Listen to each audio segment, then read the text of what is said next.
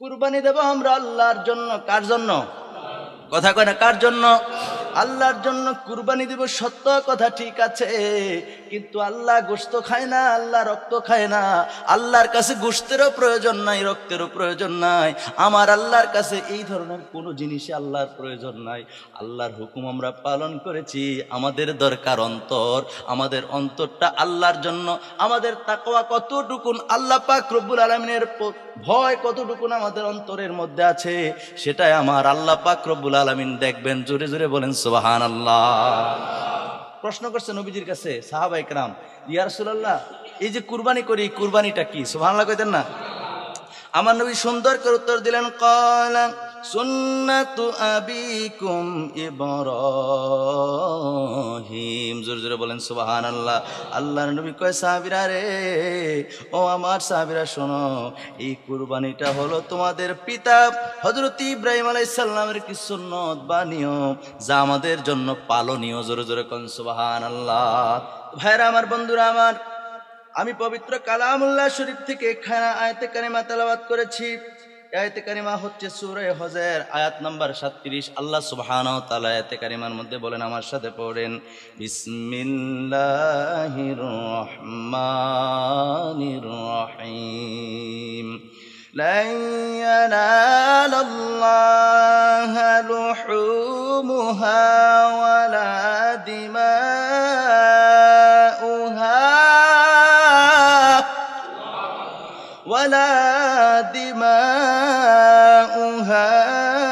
ওয়ালাকিন ইয়ানালুহুত তাকওয়া মিনকুম। ভাইরা আমার, বন্ধুরা আমার, আল্লাহ সুবহানাহু ওয়া তাআলা আয়াতে কারিমার মধ্যে ঈদুল আজহার দিনে যে আমরা পশু জবাই করি, হতে পারে এটা গরু, হতে পারে দুম্বা, হতে পারে উট, হতে পারে ভেড়া, হতে পারে বকরি, হতে পারে মহিষ, যেটা হালাল প্রাণী। নির্দিষ্ট কিছু পশু আছে যেগুলো দ্বারা কুরবানি করতে হয়। এই হালাল পশুগুলোর দ্বারা যে যেই পশুই জবাই করি না কেন, আমার আল্লাহ পাক রব্বুল আলামিন স্পষ্ট করে জানিয়ে দিয়েছেন, কুরবানিকৃত পশুর গোশত কিংবা রক্ত আমার আল্লাহ পাক রব্বুল আলামিনের নিকট পৌঁছায় না। আমার আল্লাহর কাছে যেটা পৌঁছায় সেটা হলো তাকওয়া, খোদা ভীতি। চিল্লায় বলেন সুবহানাল্লাহ। তাহলে স্পষ্ট হয়ে গেল, কুরবানি দেব আমরা আল্লাহর জন্য। কার জন্য? কথা কয় না, কার জন্য? আল্লাহর জন্য কুরবানি দিব, সত্য কথা, ঠিক আছে, কিন্তু আল্লাহ গোশত খায় না, আল্লাহ রক্ত খায় না। আল্লাহর কাছে গোশতেরও প্রয়োজন নাই, রক্তেরও প্রয়োজন নাই। আমার আল্লাহর কাছে এই ধরনের কোনো জিনিসই আল্লাহর প্রয়োজন নাই। আল্লাহর হুকুম আমরা পালন করেছি। আমাদের দরকার অন্তর, আমাদের অন্তরটা আল্লাহর জন্য। আমাদের তাকওয়া কতটুকুন, আল্লাহ পাক রব্বুল আলামিনের ভয় কতটুকুন আমাদের অন্তরের মধ্যে আছে, সেটাই আমার আল্লাহ পাক রব্বুল আলামিন দেখবেন। জোরে জোরে বলেন সুবহানাল্লাহ। এই ক্ষেত্রে যদিও আরেকটি জুমা আছে, এই ব্যাপারে আলোচনা হবে, কিন্তু আজকের আলোচনাগুলো আলহামদুলিল্লাহ মনে করবো আপনারা কখনোই শোনেন নাই।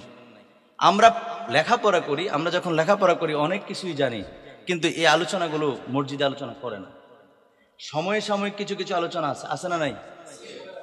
শুনলে বুঝবেন। আমি কোট করে এনেছি, কুরবানির দিন এই গরু পশুটা কিভাবে জবাই করব, কোন কোন পদ্ধতিতে জবাই করলে মাকরু, জিগেলে বলতে পারবেন? আমি হুজুরও বলতে পারবো না, মনে করেন, যার কারণে আমি বলি না। কিন্তু যে জানে বা স্টাডি করে, জানার চেষ্টা করে, সে তার মুসল্লিদের কাছে শেয়ার করে, ঠিক কিনা বলেন? এগুলো আমাদের জানা দরকার। পশু তো জবাই করা সহজ, ধারালো ছুরি নিবেন, 4-5 জনে জাতা দিয়ে ধরবেন, জব করে নেবেন। আপনার ভিতরের যে পশুত্ব, আপনি কিভাবে, আপনি ওইটা না জবাই করবেন আগে, কথা কয় না, ঠিক কিনা? এই জন্য ভাইরা আমার, বন্ধুরা আমার, এই যে পশুটা জবাই করব, এই ব্যাপারে আল্লাহর হাবিব দো জাহানের বাদশা নবী রাহমাতুল লিল আলামিন নবীজির কাছে সাহাবায়ে কেরাম প্রশ্ন করলেন এই কুরবানি সম্পর্কে। আসেন একটা হাদিস শরীফ আমি আপনাদেরকে আগে শোনায় দেই। এই হাদিসে মোবারকার মধ্যে রয়েছে, হযরত যায়েদ ইবনে আরকাম রাদিয়াল্লাহু তাআলা আনহু قال قال رسول الله صلى الله عليه وسلم قال أصحاب رسول الله صلى الله عليه وآله وسلم يا رسول الله ما هذه الأضاحي। ইয়া রাসূলুল্লাহ, নবী গো, আপনি বলে দেন এই ঈদুল আজহাটা কি? জোরে জোরে কোন সুবহানাল্লাহ, আর জোরে বলেন সুবহানাল্লাহ। মা হাযিহিল আদহি, মানে কুরবানিটা কি? প্রশ্ন করছে নবীজির কাছে সাহাবায়ে কেরাম, ইয়া রাসূলুল্লাহ এই যে কুরবানি করি, কুরবানিটা কি? সুবহানাল্লাহ কইতেন না? আমার নবী সুন্দর করে উত্তর দিলেন, ক্বালা সুন্নাতু আবিকুম ইব্রাহিম। জোরে জোরে বলেন সুবহানাল্লাহ। আল্লাহর নবী কয়, সাহাবীরা রে, ও আমার সাহাবীরা শোনো, এই কুরবানিটা হলো তোমাদের পিতা হযরত ইব্রাহিম আলাইহিস সালামের কি সুন্নত বা নিয়ম, যা আমাদের জন্য পালনীয়। জোরে জোরে কোন সুবহানাল্লাহ। তাহলে এই কুরবানিটা ঈদুল আজহার দিন যে আমরা জবাই করি, কুরবানি করি, এই কুরবানিটার রেওয়াজ বা আপনি আমি যেটা পালন করি, সেটা আমাদের মুসলিম জাহানের পিতা, আমাদের কি মুসলিম জাতির পিতা হযরতে ইব্রাহিম আলাইহিস সালামের একটা সুন্নাত। জোরে জোরে কোন সুবহানাল্লাহ। দেখেন সাহাবায়ে কেরাম কিন্তু কত মজার কথা, সাহাবায়ে কেরাম কিন্তু আর কিছু প্রশ্ন না করলে পারতেন, নবীজির কাছ থেকে কি সুন্দর প্রশ্ন করছে দেখেন। এবার সাহাবায়ে কেরাম প্রশ্ন করলেন, ক্বালু ফামা লানা ফিহা ইয়া রাসূলুল্লাহ, ইয়া রাসূলুল্লাহ আপনি আমাদেরকে জানিয়ে দেন এই কুরবানিতে আমাদের জন্য কি ধরনের সওয়াব রয়েছে। সুবহানাল্লাহ কোন নবীজি, আপনি আমাদেরকে বলে দেন যে কুরবানি দিব ঠিক আছে, ইব্রাহিম আলাইহিস সালামের একটি সুন্নাত তাও ঠিক আছে, নবী এই কুরবানিটা দিলে আমাদের কি পরিমাণ সওয়াব হবে। সুবহানাল্লাহ কইতেন। আমার প্রিয় ভাইরা, আমার বন্ধুরা, আল্লাহর নবী সুন্দর করে উত্তর দিলেন। নবীজি বললেন, ক্বালা বিকুল্লি শারিন বিকুল্লি শারাতিন হাসানা। জোরে জোরে বলেন সুবহানাল্লাহ। আমার নবী উত্তর দিলেন, সাহাবীরা শোনো শোনো শোনো, কুরবানিকৃত পশুর শরীরে যে পরিমাণ পশম আছে, এক একটা পশমের বিনিময়ে আমার আল্লাহ একটি করে সওয়াব দিয়া দিবে। খুশি নি? খুশি হয়েছেন না?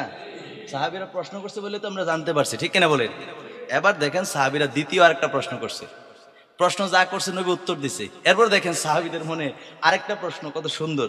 সাহাবীরা প্রশ্ন করলেন, ইয়া রাসূলুল্লাহ, ইয়া হাবিবাল্লাহ, নবীজি ও মায়ার নবী আপনি জানাতেন দেন। ক্বালু ফাসুফু ইয়া রাসূলুল্লাহ, নবীজি জবাইকৃত পশুটা যদি ভেড়া হয়, বকরি হয়, মেষ হয়, ছাগল হয়, এই জাতীয় পশু হয়, এই ব্যাপারে যদি এরকম হয়, তা আমাদের জন্য কি এর বিনিময়ে এই পরিমাণ সওয়াব আছে? সুবহানাল্লাহ বলেন না? আমাদের জন্য কি রয়েছে যদি ভেড়া, বকরি, ছাগল, দুম্বা এই জাতীয় পশু যদি জবাই করি, এই ক্ষেত্রে কি আছে? সুবহানাল্লাহ কইতেন না? আমার নবী কত সুন্দর উত্তর দিচ্ছেন। নবীজি বলছেন, ক্বালা বিকুল্লি শারাতিম মিনাস সুফি হাসানা। নবীজি বললেন, সাহাবীরা শোনো শোনো রে, জবাইকৃত পশু, কুরবানিকৃত পশু যদি ভেড়া হয়, কুরবানিকৃত পশু যদি বকরি হয়, ছাগল হয়, দুম্বা হয়, এই জাতীয় পশু যদি হয়, এক একটা পশমের বিনিময়ে আমার আল্লাহ পাক রব্বুল আলামিন তোমাদের আমলনামায় এক একটি নেক দিয়া দিবে। আরেকবার জোরে সুবহানাল্লাহ বলা যাবে? এই হাদিস শরীফটা যে এতক্ষণ বললাম, এই হাদিস শরীফটা ইবনে মাজাহ শরীফের হাদিস 226 পৃষ্ঠার মধ্যে রয়েছে, বিশুদ্ধ হাদিস। সুবহানাল্লাহ। আমার ভাইরা, আমার বন্ধুরা, এই যে কুরবানির দিনে এত সুন্দর করে মানুষ কি করে, কুরবানি করে,